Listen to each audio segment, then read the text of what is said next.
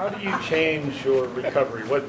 How did you accelerate it? What did you do that you would have done? You don't change your accelerate. You don't accelerate it. Honestly, your body is going to recover how it recovers every other week. You can't speed it up any more than you normally would. You just got to deal with it. It's just one of those things, part of the job. How recovered will your body be Thursday? As recovered as it'll be any other Thursday. Probably 50, 60%. But it is what it is. It's ball. When you watch Thursday games, I mean, can you tell that it's bad that the players aren't recovered and that it's like? Yeah, you can tell, but you can't tell because guys are prideful and they play hard and they're going to go out there and give them 100% regardless of what the circumstances are because that's how most of them are built. But you can tell, as a player, I mean, everybody's banged up, so everybody's moving slower. So, it's not going to really show to the naked eye. They're like, oh, the play is sloppier. The play isn't any sloppier. The teams are running the same plays they've been running all season, so nothing's that crazy game plan-wise. That's all fabricated through the media and nonsense, trying to create stories. Most teams have their game plans. I mean, you make subtle adjustments team to team, but, it's a divisional opponent. We know what the Rams do. They know what we do. It's not going to change in 3-4 days. But it is a different quarterback than the last time you faced the Rams. How much does that change? How much does the rookie status change the game plans? It doesn't. It doesn't change it at all. They're still running the same stuff with the rook. So it doesn't change what we do, and it hasn't changed what they do. Does the union see a window before the CBA to get rid of the Thursday night game?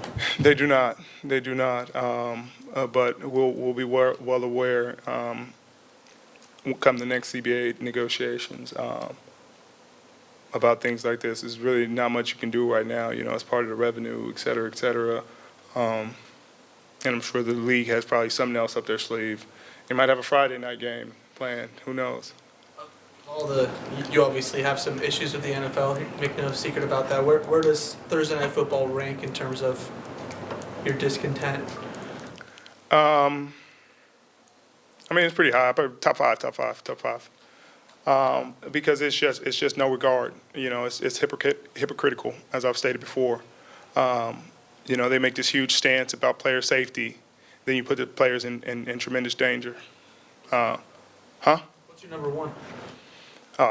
We don't have enough time. We don't have enough time.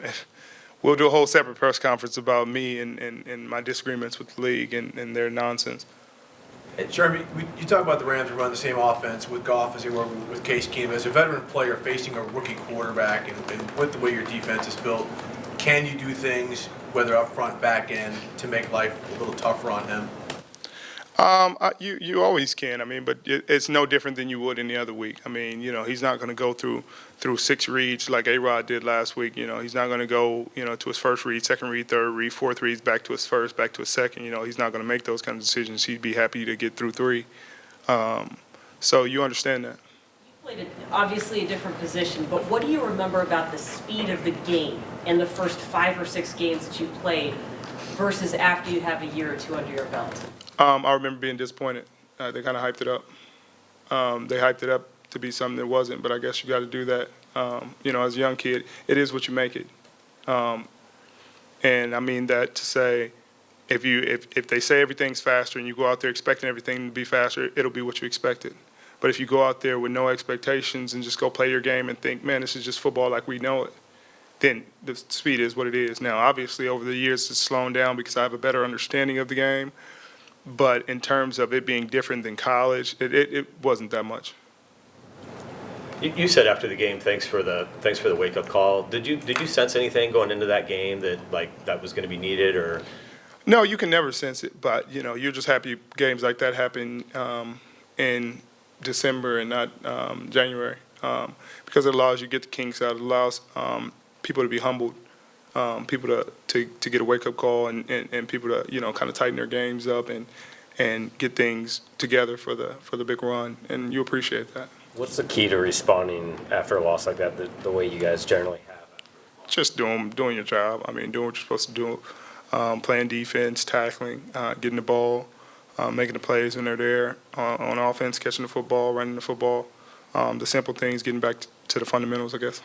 Richard, you guys have not had a game like that since actually, it was your first start against Cincinnati. I think it was the last time you guys lost by 20-plus points. And what's it like to have that for the first time in 5 years, and how do you move forward from it? I mean, it's no different than any other loss, honestly. It doesn't hurt any less when you lose by 20 or if you lose by 2. They hurt just as bad. They suck. It's a loss. So, it felt the same. Felt the same as any other loss. What goes into how you feel after a certain loss? Because we've seen you sometimes where you're really frustrated after a game, and sometimes where you're pretty calm. Well, I've been more frustrated after wins this year than after losses, for the most part, because it's just the things that you felt like could have changed. You could have made better. Plays that we gave away.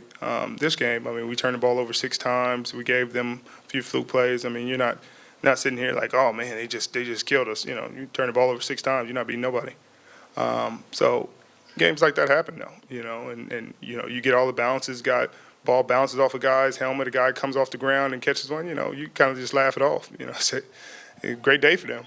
Have fun. And as a guy who's familiar with interceptions, I mean, more specifically, like, what's it like to watch your own quarterback get picked off other than the fact you have to take the field?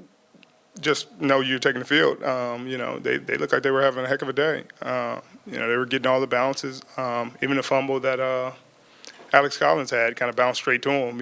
Kind of jumped out and looked like it jumped into the guy's arms. So you just kind of laugh stuff like that off. When you talk about that turnovers you guys made, but it seemed like the easy narrative for a lot of folks to say was, they don't have Earl Thomas, so you could see the difference. When you sit back there, and you hear stuff like that, I mean. Yeah, Earl Thomas wasn't throwing or catching, and Earl Thomas couldn't have stopped 6 turnovers. So I mean, the easy narrative. People could have wrote that. As soon as the score got out of hand, if you weren't watching the game, I mean, you could say what you want, but 6 turnovers, you're not beating nobody, and in a game like that, it's going to be tough to win when you lose a turnover battle like that. Russell said he never gets frustrated regardless of what happens in the game. You've been around him a long time. Is that accurate, or do you remember a time when he might have got more frustrated than he did this past weekend? No. He stays pretty even keel. I've never seen him get too up or too down, honestly. He keeps his same routine of what he does. He's pretty consistent and even throughout. Is that good for the team as a whole, having a quarterback like that, or does it not matter? It doesn't matter. It doesn't change whether he's up or he's down. I mean, I guess if he's down, I'm sure that wouldn't be great for the offense if he's down in the dumps. But I think him being even keel like that just gives him stability of some kind. Do you think you have to have a similar mindset, quarterback and cornerback? You guys have to kind of play. If there's a play that doesn't go your way, you have to come right back out there. I think you gotta. In terms of the next play mentality, the mentalities are similar, but there's a difference in approach. Do you think it's human nature when you're making the playoffs every year and winning 10 games? Most people just assume you're in to, maybe get lax at a certain time throughout the season. I don't.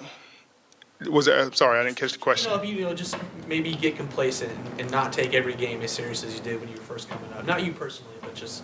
I guess people could think that, but then our record through November and December would say otherwise.